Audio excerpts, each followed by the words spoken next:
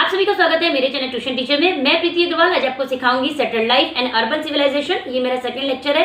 First lecture का link मैंने description में दिया हुआ है। 9.4 rise of cities and script. Long distance trade, rapid transport of goods and centers of large scale productions are factors that brought together people engaged in different types of work. It became necessary to keep permanent records for the expanding trade and growing production. By now signs and symbols had already come into use for the purpose of record keeping. Yes, देखो अभी तो कहीं भी आप जाते हो तो आपको साइन कराया जाता है ना। तो आजकल तो ऑनलाइन हो गया है, सारी एंट्री उसमें भी रहती हैं। लेकिन जो पहले की लाइफ थी ना, जैसे मैंने आपको स्टार्टिंग में बोला था कि इनकी लाइफ सेटल कैसे हुई, वही हमें इस लेसन में समझना है। तो आपने लेक्चर 1 देखा था, आप समझ गए होंगे और उसके आगे आप अभी समझोगे कि उन्होंने और अपनी लाइफ में सेटल अच्छे करने के लिए और क्या क्या किया। अगर आपने लेक्चर 1 नहीं देखा तो मैं थोड़ा सा आपको बता देती हूँ। फर्स्ट वाले में हमने क्या देखा था कि उन्होंने क्या यूज करना शुरू किया था, पॉटर्स ने व्हील। तो जब व्हील्स यूज करना शुरू कर दिया तो उनकी जो प्रोडक्शन थी वो इंक्रीज होने लगी। जब प्रोडक्शन इंक्रीज होने लगी तो उन्होंने ट्रेड करना शुरू कर दिया। ट्रेड के लिए उन्होंने अपनी व्हीकल्स में क्या यूज करना शुरू किया, व्हील, कैट्स और चैरियट्स में। अब वो वही बता रहे हैं आगे जो यहाँ पे बताया है कि जो लॉन्ग डिस्टेंस ट्रेड है, यानी जो बहुत दूर दूर जगह पे जाके वो अपने पोर्ट्स का ट्रेडिंग करते थे, है ना। रैपिड ट्रांसपोर्ट मतलब फटाफट से आपका ट्रांसपोर्ट होने लगा जो भी आपके गुड्स थे, है ना। Centres of large scale production are factors that brought people together. अब देखो हर किसी का काम इसमें अलग है। पॉटर्स पॉट बना रहे हैं, उसके ऊपर डिजाइन करने वाले डिफरेंट हैं, और जो ट्रांसपोर्ट पे चला रहे हैं उनका अलग है, और जो उसमें ट्रांसपोर्ट में सामान भरते होंगे उनका भी काम अलग है। तो बहुत सारे काम हो गए ना। एक पॉट की एक व्हील जो इन्वेंट हुआ है ना पॉटर्स के लिए, जो इजी बन गया, तो उसकी वजह से क्या हो गया, बहुत लोगों को काम मिल गया। अब बहुत लोगों को काम मिल गया तो बहुत लोगों को समझना, वो अपने मन से बोलेगा मैंने ये किया, वो बोलेगा मैंने ऐसे किया। लेकिन उनका रिकॉर्ड रखने के लिए उन्होंने क्या शुरू कर दिया, साइंस एंड सिंबल्स। ठीक है। Broken pieces of clay pots, potsherds with such signs have been found in large numbers during excavations.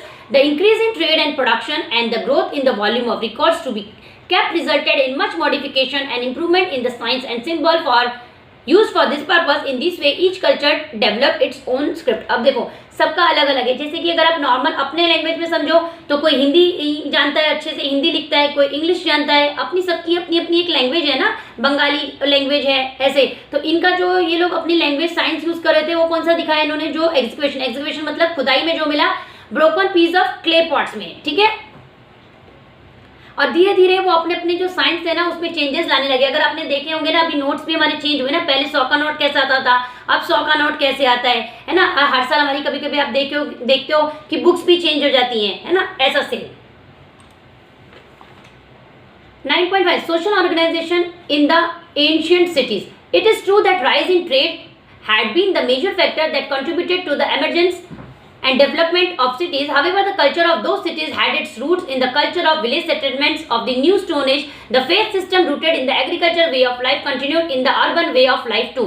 The social life and festival based on agriculture faith system became more elaborate in cities that had prospered because of rise in trade. अब देखो जब trade अच्छे से होने लग गया है ना, प्रोडक्शन अच्छे से होने लगा, ट्रेड अच्छे से होने लगा, तो अब इनका कैसा हो गया कल्चर, है ना, कि वो लोग का बोलते ना रहन सहन कौन किस चीज पे ज्यादा मानता है। तो उनको ना जो भरोसा था ना वो उनका जो था faith system rooted in the agriculture way. ठीक है। वो एग्रीकल्चर की तरफ था।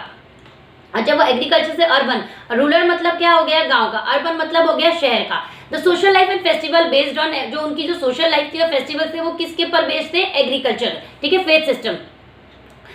Grand temples were built in many cities. और वहां पे क्या हो गया कि जो उनकी सिटीज थे ना वहां पे बहुत बड़े बड़े है ना टेम्पल्स भी बनने लगे, बिल्ट होने लगे।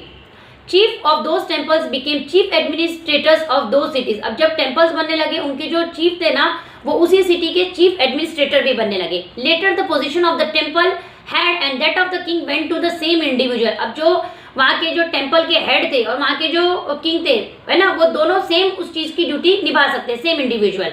This was the beginning of the ancient urban civilization of the world. We will learn more about them in the next lesson. अब देखो इसमें इन्होंने क्या बताया, जब उनका प्रोडक्शन अच्छा हो गया, ट्रेडिंग अच्छा हो गया, तो उनकी सोशल लाइफ बहुत अच्छी होगी। उनके जो फेस्टिवल्स थे वो एग्रीकल्चर से रिलेटेड में फेथ रखने लगे वो, और उन्होंने टेम्पल्स बिल्ड किए। वहाँ के जो चीफ थे वो चीफ एडमिनिस्ट्रेटर हो गए उसी सिटी के, और फिर वहाँ के जो टेम्पल के हेड थे, है ना, या वहाँ के जो किंग थे, वो दोनों ड्यूटी एक सेम इंडिविजुअल निभा सकता है।